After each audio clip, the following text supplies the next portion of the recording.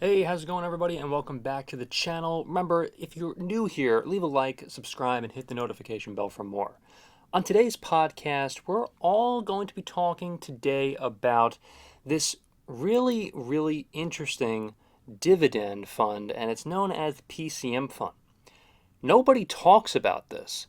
It's been around for quite a while, and it generates over 10.57% annual dividend yield, which is 24 cents quarterly dividend amount per share.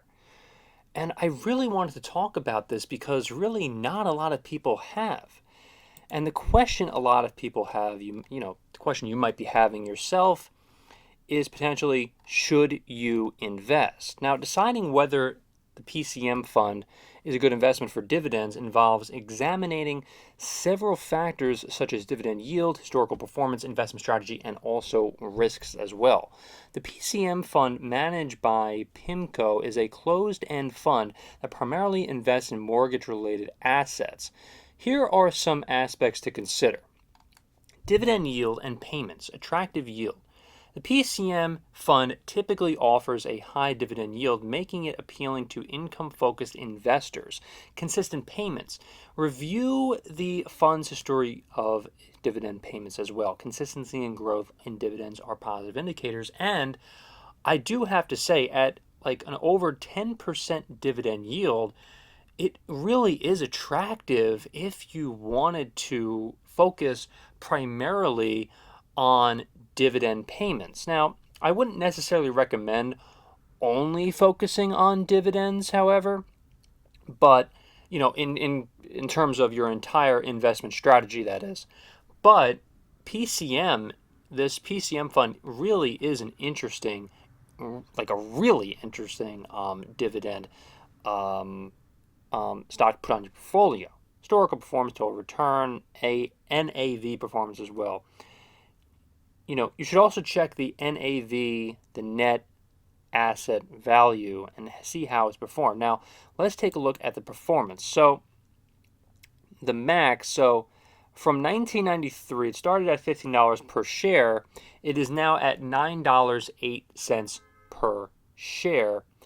And really, this fund has gone up and down, but really has stayed relatively consistent in terms of the value that that this fund has.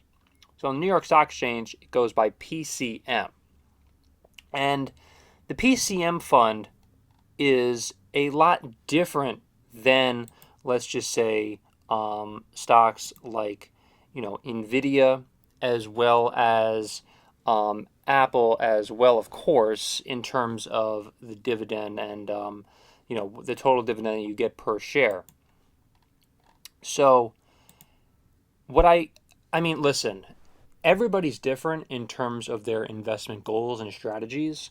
If you are someone who is just focusing on dividends and you literally just want dividends per month, PCM fund might be one of your best options because it is, just dividends. It's like, you keep, let's just say a strategy could be you put your money all in on PCM, this PCM fund, okay, and you just want dividends. I don't know.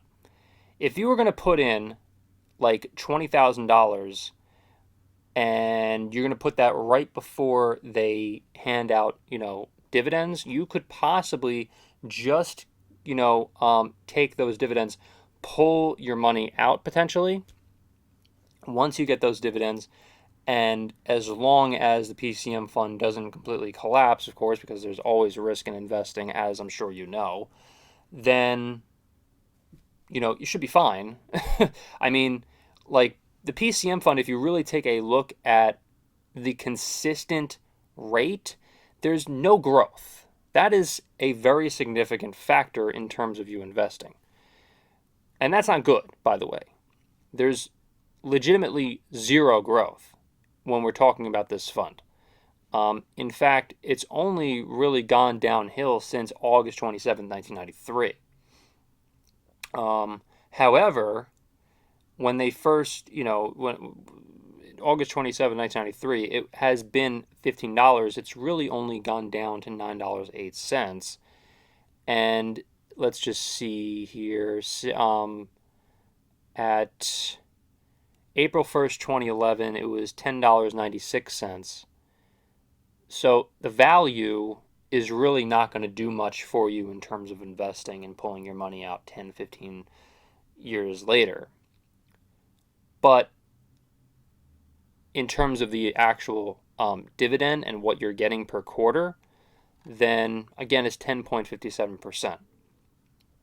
I do have to say that I would not wholeheartedly recommend putting your money into this PCM fund unless you're just, well, I shouldn't even say that. Like, I would not recommend putting all your eggs in one basket in the PCM fund, to generate the dividend. This I should say the what do you call it? If you wanted like return on investment, like 10, 15, 20 years down the road. Because if you're going to put your money into a stock with great returns, that's going to be doing so much better for you than something like this. This is extremely appealing, however, because it does have the 10.57% annual dividend yield with a 24 cent quarterly dividend amount, and it's only a $9.09 investment. Okay, that's really appealing. Like, don't get me wrong. Like, it's extremely appealing to do that, but you really may have to just think about what your ROI is, your return on investment. Okay, because you really do want to be making around 12, percent, every single year on your ROI. Now, again, this has 11% monthly dividend, and it's right around there. It's 10.57%. But you really do have to just take a look at, at that for your retirement potentially. I mean, you really just have to do the math on this and see if this works for you. For some people it does, for others it doesn't. The good thing about this, though, is if you really invest in the right time, you can just put your money in there, wait 10, maybe 5 years if you really want to have that dividend amount, and you could just pull your money out and you probably won't even miss a beat, to be quite honest with you, because it's stayed relatively consistent in terms of the how much the value of the PCM fund is. So I don't know. What do you think? Leave a like, comment, subscribe, hit the notification bell for more. Thank you so much for watching, everybody, and I'll see you in the next one.